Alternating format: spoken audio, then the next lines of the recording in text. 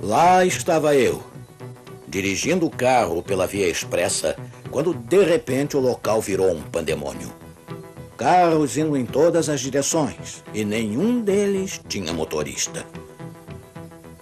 Foi uma loucura. Acho que temos uma invasão de seres do espaço. O que acontece de fato? Um sonho? Um pesadelo? Ou talvez até um filme religioso de ficção? Está escrito. Com George Vanderman. Apresentando o Cristo vivo como resposta às suas necessidades mais profundas. Hoje, o segredo do arrebatamento. Esta vívida descrição na abertura do programa de hoje foi tirada do livro A Agonia do Planeta Terra, o livro de Hal Lindsey sobre o arrebatamento e a crise final da Terra. O arrebatamento, explica Lindsey, é a vinda repentina, silenciosa e invisível de Jesus para levar os santos deste mundo. Aí seguem-se 7 anos dentro dos portões de pérola do céu, após os quais Jesus voltará aqui para derrotar o anticristo em um duelo na Batalha de Armagedon. Um cenário bastante intrigante. Não me admira os cristãos em toda parte se empolgarem a respeito. Você deve ter visto adesivos dizendo: alerta, motorista será arrebatado a qualquer momento. Ou, se eu for arrebatado, assuma o volante.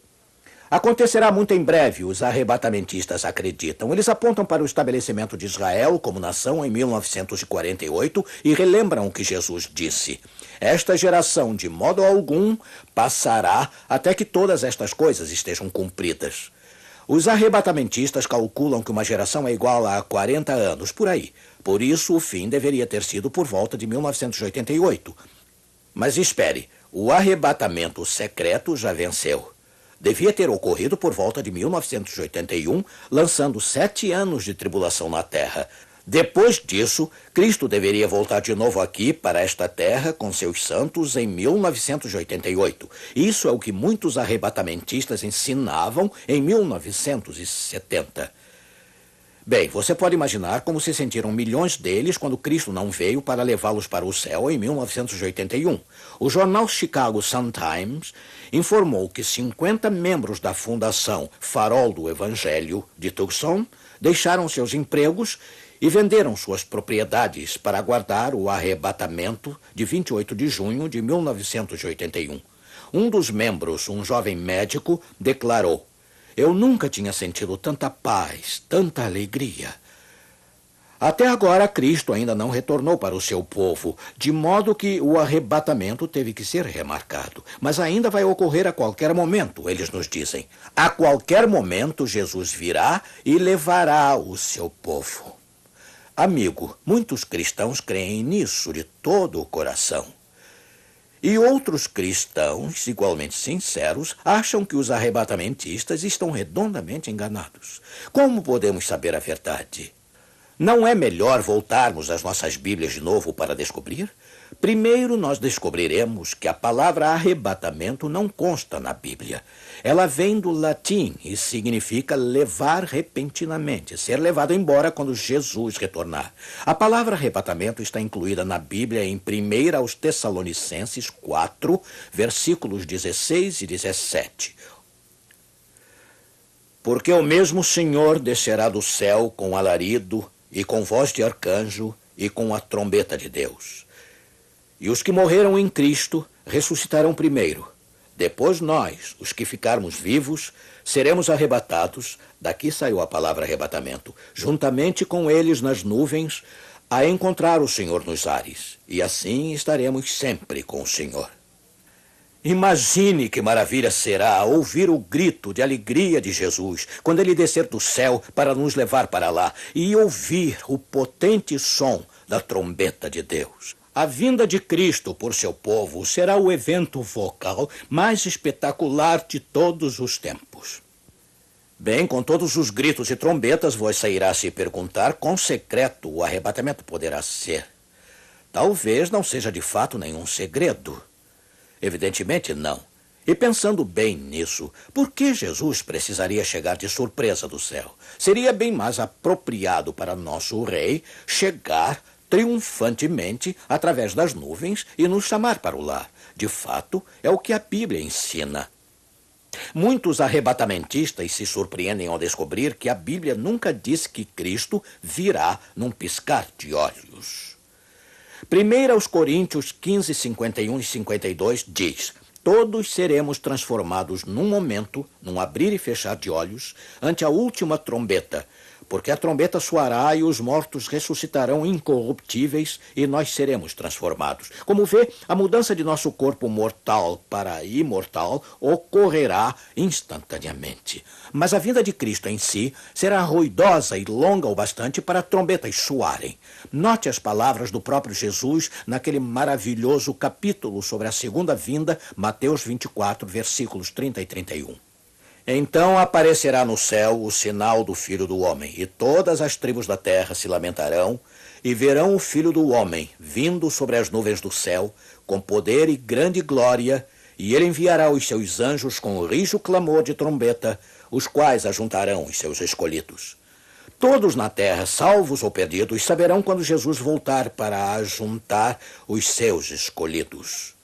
Agora a Bíblia diz que Cristo virá inesperadamente como um ladrão na noite. Mas isso significa que o mundo não notará quando estiver acontecendo? É claro que vocês se lembram de Pearl Harbor naquela fatídica manhã de 7 de dezembro de 1941. Apesar de a inteligência americana ter alertado sobre um iminente ataque japonês, eles foram apanhados desprevenidos. Mas quando aqueles bombardeiros surgiram no céu, todos podiam ouvir o que estava acontecendo. Assim será na volta de Jesus. A despeito do alerta em todo o mundo, os não salvos serão apanhados de surpresa. Mas eles certamente saberão da presença de Cristo. Ora, o que acontecerá àqueles que não estiverem prontos para encontrar Jesus? Eles terão outra oportunidade de se arrepender? Isso é o que os arrebatamentistas ensinam. Mas isso nos traz uma pergunta perturbadora. E se a ideia da segunda chance for falsa? E se a oportunidade humana terminar com a vinda de Cristo? Vamos ver o que a Bíblia diz, Lucas 17 desta vez, versículos 26 e 27. E como aconteceu nos dias de Noé, assim será também nos dias do Filho do Homem. Comiam, bebiam, casavam e davam-se em casamento, até ao dia em que Noé entrou na arca e veio o dilúvio e os consumiu a todos. Vocês sabem como foi nos dias de Noé. Os negócios prosseguiam até que aquela surpresa fatal veio do céu. Todos os que ignoraram o alerta de Deus perderam sua vida. Lucas 17, versículo 30. Assim será no dia em que o Filho do Homem se há de manifestar. Após a vinda de Cristo, cadáveres ficarão espalhados por toda a terra. Sim, Jesus disse que alguns seriam levados e alguns seriam deixados, mas os deixados aqui estarão mortos. Lucas 17 descreve isto, versículos 34 e 37. Estarão dois numa cama, um será tomado e o outro deixado. Onde, Senhor? E ele lhes disse: onde estiver o corpo, aí se ajuntarão as águias. Portanto, todos os que estiverem prontos para encontrar Jesus serão levados para o céu. Todos os não preparados permanecerão aqui, mortos, e tragicamente deixados sobre a terra para os abutres consumirem, sem uma segunda chance. Você está começando a ver o perigo deste ensinamento do arrebatamento, por mais sinceras que sejam as pessoas que creem nisso? Se nossos amigos e parentes não salvos não se decidirem antes da vinda de Cristo, eles jamais poderão ser salvos. Segundo a palavra de Deus, eis agora o dia da salvação. Temos repetido isto inúmeras vezes. Como pode ver, o arrebatamento secreto não consta nas Escrituras. É um mito medieval, uma invenção da Contra-Reforma no século XVI, a qual estudamos em nosso último programa. Estudiosos protestantes durante a época da Reforma criam que a volta de Cristo para o seu povo seria tudo menos secreta. De fato, uma profecia no Velho Testamento, no livro de Daniel, os convencera disso. Daremos uma olhada nesta profecia dentro de instantes, mas primeiro quero me certificar de que você peça um exemplar de nosso novo livro Armagedon, a Última Guerra. Ele contém a mensagem de hoje e todas as outras desta série de programas que você possa ter perdido. Voltemos para o estudo de Daniel. Vamos para o capítulo 2. Encontramos aqui um sonho que Deus deu a um antigo monarca. Observe o fascinante drama em seu desenrolar. O rei Nabucodonosor da Babilônia, à época, 600 anos antes de Cristo. O herói da ocasião, Daniel outra vez, aquele adolescente cativo da terra de Judá, agora promovido à corte real. Agora, Deus queria chamar a atenção do orgulhoso rei. Assim, ele deu a Nabucodonosor um sonho certa noite, só que o fez esquecer a mensagem quando o dia amanheceu. O rei lembrava-se apenas que o que quer que tivesse sonhado era mesmo espetacular, muito importante. Desesperadamente, Nabucodonosor exigiu que seus conselheiros videntes lhe dissessem o sonho que ele esquecera e sua interpretação. Como vê, eles deveriam saber, mas como não conseguiram, ele condenou todos eles à morte. E como o rei não sabia a exata diferença entre um vidente e um profeta, Daniel foi colocado com os outros para ser executado. Sua vida estava em jogo. Daniel pediu uma audiência com o rei. Ele pediu um tempo para orar a seu Deus, prometendo retornar com o sonho e a sua interpretação, seu significado. O rei concordou.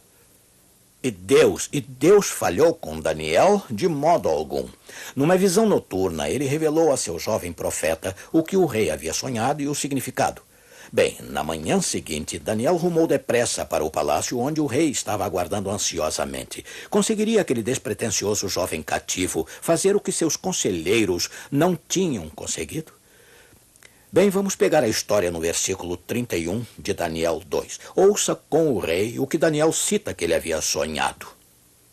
Tu, ó rei, estavas vendo, e eis aqui uma grande estátua. Esta, que era imensa e de extraordinário esplendor, estava em pé diante de ti, e a sua aparência era terrível. Atentamente, o rei olha a nobre face do jovem mensageiro de Deus, enquanto ele continua nos versículos 32 e 33. A cabeça era de fino ouro, o peito e os braços de prata, o ventre e os quadris de bronze, as pernas de ferro, os pés em parte de ferro, em parte de barro. Bem, totalmente sem palavras, Nabucodonosor, o orgulhoso monarca do poderoso império da Babilônia, encara deslumbrado Daniel. Este humilde servo do Deus Celeste está relatando com incrível precisão o sonho que havia fugido em sua memória. Daniel prossegue, versículos 34 e 35. Quando estavas olhando, uma pedra foi cortada sem auxílio de mãos, a qual feriu a estátua nos pés de ferro e de barro e os esmiuçou. Então foi juntamente esmiuçado o ferro, o barro, o bronze, a prata e o ouro, os quais se fizeram como a palha das eiras no estio, e o vento os levou. E deles não se viram mais vestígios, mas a pedra que feriu a estátua se tornou em grande montanha que encheu toda a terra. O rei reviveu a incrível cena. Ele viu a majestosa imagem com a cabeça de ouro reluzente, seu peito de prata polida. Ele viu de novo o corpo e os quadris de bronze derretido, as pernas de ferro maciço e, o mais estranho de tudo, a mistura de ferro e barro da qual eram formados os pés. Mas por que o ouro foi substituído por prata e a prata por bronze? Qual era o significado da enorme pedra que havia derrubado a estátua? Daniel iria dizer a ele. Assim, vindo para a borda de seu trono, o monarca aguardava ofegante agora, enquanto Daniel se preparava para interpretar. E agora o momento que ele estava esperando, versículos 37 e 38. Tu, ó rei, és a cabeça de ouro. Que lisonjeiro! Nabucodonosor deve ter imaginado lisonjeiro e adequado o seu reinado ser representado pela cabeça de ouro. Afinal, os historiadores já não chamavam a Babilônia de reino de ouro? Mas aí seguiram-se algumas notícias ruins para a Babilônia. Nabucodonosor ergueu suas sobrancelhas reais enquanto Daniel revelava o versículo 39. Depois de ti se levantará outro reino, inferior ao teu. O quê? Seu reino ia chegar ao fim? A Babilônia seria sucedida por uma potência inferior a ela? Sim, a Babilônia não iria durar para sempre. Era apenas o primeiro de uma série de reinos que se sucederiam um sobre as ruínas do outro. Ciro, o persa, iria conquistar a Babilônia ainda nos dias de Daniel. Aconteceu durante as festas de Belsazar. Lembra-se dos escritos na parede? A monarquia dupla dos medos e dos persas, representada pelos 2 braços de prata da estátua, reinou por 2 séculos. Hoje jaz em ruínas, pois a profecia havia decretado no versículo 39, como vemos. E um terceiro reino de bronze, o qual terá domínio sobre toda a terra. Este foi o reino de bronze da Grécia, liderado por Alexandre o Grande. Este ambicioso líder culminou suas fulgurantes conquistas na Batalha de Arbela, 331 anos antes de Cristo. Na inacreditável idade de 25 anos, ele reinou como mestre e soberano de todos. Mas 7 anos depois, ele morria. Quão rapidamente esmaece a glória terrena. Aí veio o 4º reino de ferro, que era Roma, a monarquia de ferro da história. Nos dias desse império, Jesus viveu e morreu. Os soldados romanos oficiaram a crucificação e um selo romano, você se lembra, lacrou o seu túmulo. 1, 2, 3, 4. 4 impérios mundiais. E você não acredita que se houve 4, pode ter havido também um 5º surgindo das ruínas do 4º? Mas não, a predição divina afirma no versículo 41. Quanto ao que viste dos pés e dos dedos, em parte de barro de oleiro e em parte de ferro, será isso um reino dividido. Uma coisa nova aqui, uma mudança iria ocorrer, uma divisão. E isso ocorreu? Sim, durante o 4º e 5º séculos, várias nações emergiram dentro das fronteiras de Roma Ocidental. O poderoso império dos Césares desintegrou-se perante o riso dos bárbaros. E em seu lugar vemos as conhecidas nações de hoje. Alemanha, França, Suíça, Portugal, Inglaterra, Espanha, Itália. Eu lhe pergunto, poderia a sabedoria humana predizer o futuro com tanta precisão? Não. O cumprimento da profecia bíblica confirma a palavra de Deus como divina. Mas agora, chegamos ao versículo 43. Isto é o que estávamos esperando. Quanto ao que viste do ferro misturado com barro de lodo, misturar-se-ão mediante casamento, mas não se ligarão um ao outro, assim como o ferro não se mistura com o barro. O que você pensa disso? 7 palavras que destroem a conquista do mundo. Eles não se ligarão um ao outro. A Europa jamais se ligará sob um só governo, de acordo com a palavra da profecia. Notamos um padrão interessante na história mundial. Nabucodonosor não teve dificuldade em reinar no mundo, assim como Ciro, Alexandre ou os Césares. Mas aí tudo mudou. Desde os dias do Império Romano, a história tem sido como um disco quebrado. Ela conta a história de todos os ditadores com uma persistente palavra: derrota, derrota, derrota. Essa única palavra nos conta a história de Carlos Magno, Luís XIV, Napoleão, Kaiser Wilhelm, Hitler e todos os ditadores visionários que possam se seguir, e por trás disso tudo há uma fortíssima profecia. Napoleão parecia ser o super-homem do destino. Em 1799 ele dominou a França e decidiu unificar os segmentos restantes no Império na Europa. Mas você se lembra como Deus usou o Duque de Wellington para cumprir dramaticamente Daniel 2 em Waterloo. Quando a ideia de Napoleão de um império mundial ruiu, um século se passou. Aí o Kaiser Wilhelm saiu com a mesma ideia em 1914. E todos nós sabemos o fim dessa história. E apesar da notícia do recente desastre espalhar-se por todas as frentes, um cabo da ativa do exército alemão em ruínas deu entrada num hospital. Nada parecia estar errado com ele, mas ele demonstrava estar tão arrasado que o hospital o colocou em um quarto. Aí esse orgulhoso soldado virou o rosto para a parede e recusou-se a admitir a derrota da Alemanha. 2 dias depois, Adolf Hitler levantou-se daquele leito e deixou o hospital com um desejo febril de colocar o mundo sob a sua bandeira. E essa história também foi escrita nas cinzas, com o sangue e as lágrimas de milhões. Hitler estava destinado ao fracasso através da palavra de Deus em Daniel, no 2º capítulo. Aquele que conhece o fim desde o princípio diz que os pedaços partidos do Império Romano jamais serão colados juntos. Líderes militares e agências pacifistas têm tentado isso, mas têm fracassado através das simples palavras, mas não se ligarão um ao outro. Qualquer tentativa de unificar a Europa não irá durar. E agora o clímax de tudo, o destino das nações, o seu destino e o meu, encontram-se nas palavras de Daniel 2,44. Mas nos dias destes reis, o Deus do céu levantará um reino que não será jamais destruído, e este reino não passará a outro povo. Esmiuçará e consumirá todos estes reinos e será estabelecido para sempre. Não nos dias da Babilônia, da Pérsia, da Grécia ou de Roma, mas aqui mesmo nestes dias, nos dias destes reis, em nosso tempo, Deus estabelecerá o seu reino. E note que o reino vindouro de Cristo esmagará todos os outros reinos deste planeta. A vida terminará na terra sem uma segunda chance para o arrependimento. E não será um arrebatamento secreto, pois este grande clímax dos tempos será visto e ouvido por todos.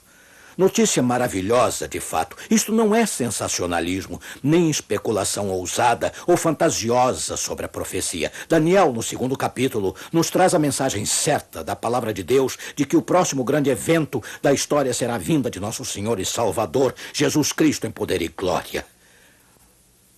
Oh, amigo, você já se colocou do lado de Deus? Agora é a hora para fazer isso. Agora é o dia da salvação. O rei está vindo. E se a sua vinda não se encaixar em seus planos, então, por favor, eu lhe peço, mude os seus planos. Que Deus o ajude. Ouça agora os arautos do rei cantando Cristo está voltando.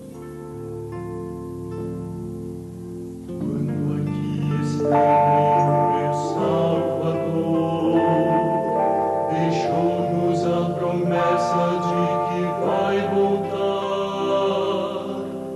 Quando aqui esteve o meu Salvador, deixou-nos a certeza de que há um lugar. Oh, coração, não se turbe, tu não deves duvidar, mesmo que ele demore, tu precisas confiar. É uma questão de fé, uma questão de amor. Cristo já está voltando. Cristo já está voltando.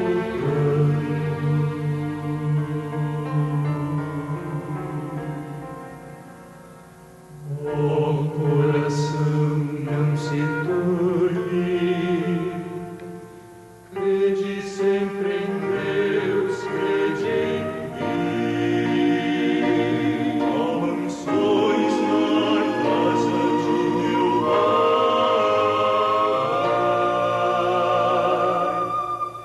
pois vou preparar-vos um lugar.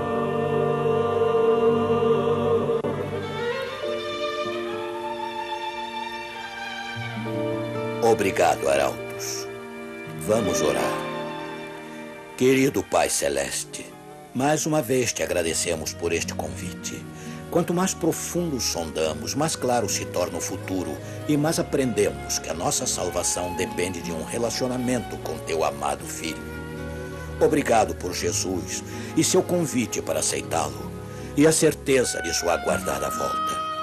Prepara-nos para esse dia, querido Deus. Em nome de Jesus, nós pedimos. Amém.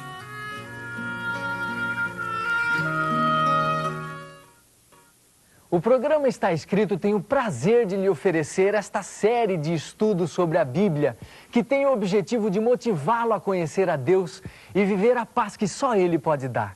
Esses estudos irão ajudá-lo a descobrir o sentido da vida e eu tenho certeza que este curso vai fazer muito bem para você. E mais, é de graça. O conteúdo deste e dos demais programas da série Armagedon, A Última Guerra, está disponível em um livro. Se você tem interesse neste material, entre em contato conosco que o enviaremos a preço de custo. Escreva para Caixa Postal 1800, CEP 20001-970, Rio de Janeiro. Se preferir, ligue para 021-284-9090. Na próxima semana, nova era do planeta Terra. Vocês vão gostar. E chegou o momento de dizer até logo a todos. Mas lembrem-se, está escrito: não só de pão viverá o homem, mas de toda a palavra que sai da boca de Deus. De 22 a 24 de outubro, será realizado em Penedo, Rio de Janeiro, o 4º Encontro Nacional da Federação de Empresários, Executivos e Profissionais Liberais Adventistas do Brasil, que terá a presença do pastor Léo Ranzolin. Inscreva-se já. Para maiores informações, ligue para 021-284-9090. Muitas pessoas esperam o aparecimento de algum poder sobrenatural para transformar o caos e o desespero em amor e paz mundial. Mas as expectativas de uma nova era sempre fracassam. Porém, ainda resta uma esperança. Se você quer saber qual a única solução para o nosso mundo, assista ao Está Escrito da próxima semana apresentando a nova era do planeta Terra. Reúna sua família, convide seus amigos para o próximo domingo neste mesmo horário. Uma feliz semana para você.